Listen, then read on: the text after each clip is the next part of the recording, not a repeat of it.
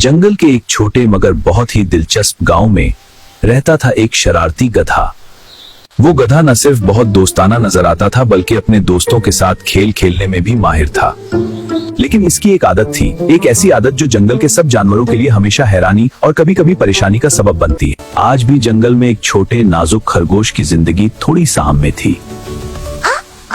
गधे ने बड़े प्यार से खरगोश को अपने पास बुलाया।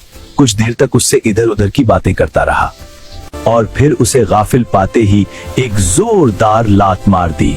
बेचारा छोटा सा खरगोश भारी भरकम गधे की जोरदार लात पड़ते ही गेंद की तरह अछलकर दूर जा गिरा। कई पसलियां टूट जाने से वो बुरी तरह तड़पने और करपने लगा। अपनी इस शरारत पर गधा बहुत ही खुश हुआ और जोरदार ठट्ठा लगाता हुआ एक तरफ को चला गया। गधे की ये शरारती आदत बहुत पुरानी थी। वो खड़े खड़े बुला वजह किसी को भी लात मार देता था। जंगल के भी छोटे बड़े जानवर उसकी इस शरारत से अक्सर परेशान रहते। कुछ बुजुर्ग और जहांदीदा गधों ने कई बार समझाया भी, लेकिन वो अपनी हरकतों से बाज नहीं आया। इसी तरह की बातों से वो नसीहत करने वालों को बेवकूफ बनाकर मन ही मन बहुत खुश होता है। इसकी ये याराना मुस्कुराहट भरी बातों से वो इसकी शरारत को ताड़ जाते और समझाते, बरखुदार, रिश्ते में हम तुम्हारे बाप हैं। अपनी नाराजगी का इजहार करने के लिए लात मारना हमारी फितरत है, लेकिन बिला वजह किसी को भी लात मार देना शरारत है, बुरी आदत है। बुरी आदत है। अब भी वक्त है इस बुरी आदत को छोड़ दो, वरना तुम तो जानते ही हो कि हर बुरी आदत का अंजाम बुरा ही होता है। बुजुर्गों की इस नसीहत पर गौर करने के बजाय गधे ने अपना पैर उठाकर उन पर भी घुमा दिया और अगर नसीहत करने वाले वो बुजुर्ग तेजी से एक तरफ ना हट जाते तो उसकी लात सीधी उनकी थूथनी पर पड़ती।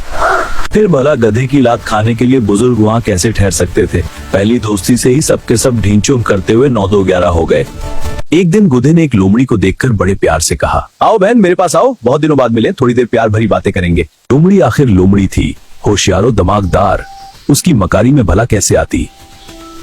वो उसकी झांसा देकर लात मारने वाली आदत से बखूबी वाकिफ थी। गधे की बात सुनते ही वो उसे देखते हुए बड़े प्यार से मुस्कुराई और दिल में सोचा, कमबख्त तू, मुझे क्या सिखाता है, मन नहीं हिला रहा। मैं खुद तुझे आज ऐसा सबक दूंगी कि जिंदगी भर के लिए अपनी ये लात मारने की आदत भूल जाएगा। लोमड़ी दिल ही दिल में सोच रही थी, तेरी इस बुरी आदत से दूसरे कमजोर जानवरों को हमेशा के लिए छुटकारा मिल जाएगा। ये सोचते ही लोमड़ी ने अपने चारों तरफ देखा, फिर दिल ही दिल में मुस्कुराते हुए बड़े प्यार से गधे से बोली, मेरे गधे भैया, मैं बहुत दूर से आ रही हूँ और बहुत ही थकी हुई हूँ। मेहरबानी करके तुम ही अपनी इस बहन के पास आ जाओ।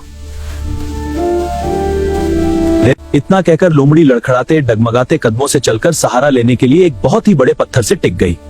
मुझे बहुत कमजोरी महसूस हो रही है। लोमड़ी की बात सुनते ही अपनी शरारती कामयाबी के ख्याल से गधे का सीना खुशी से फूल गया और होंठों पर प्यार भरी मुस्कुराहट लिए वो जल्दी से लोमड़ी के पास आ गया।